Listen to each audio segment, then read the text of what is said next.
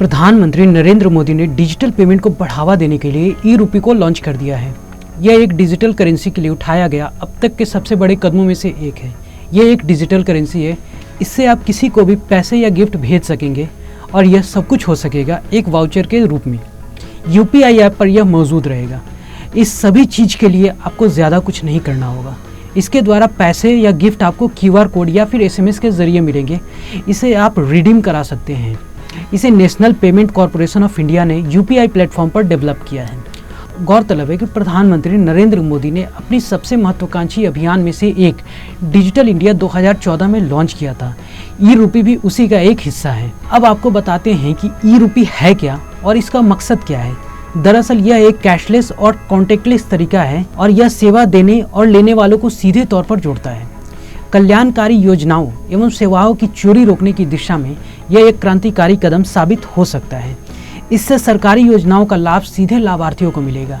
इससे भ्रष्टाचार में कमी आएगी।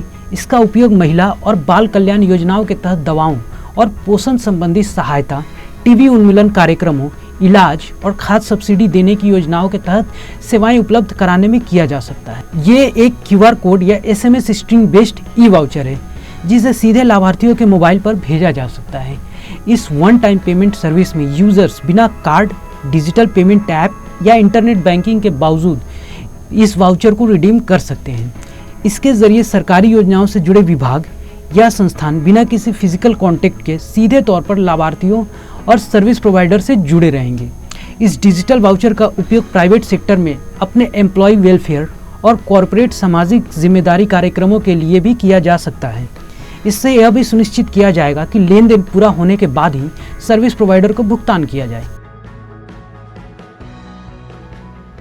मिनिमम गवर्नमेंट, मैक्सिमम गवर्नेंस के सिद्धांतों पर चलते हुए सरकार और जनता के बीच, सिस्टम और सुविधाओं के बीच, समस्याओं और सर्विस के बीच गैप कम करना, इनके बीच की मुश्किलें खत्म करना और जन सामान्य की सुविधा बढ़ाना इस समय की मांग रहा और इसलिए डिजिटल इंडिया सामान्य नागरिक को सुविधा और उनके एम्पावरमेंट का एक बहुत सशक्त माध्यम है। सीएन राष्ट्रीय के लिए अंकित सिन्हा की रिपोर्ट।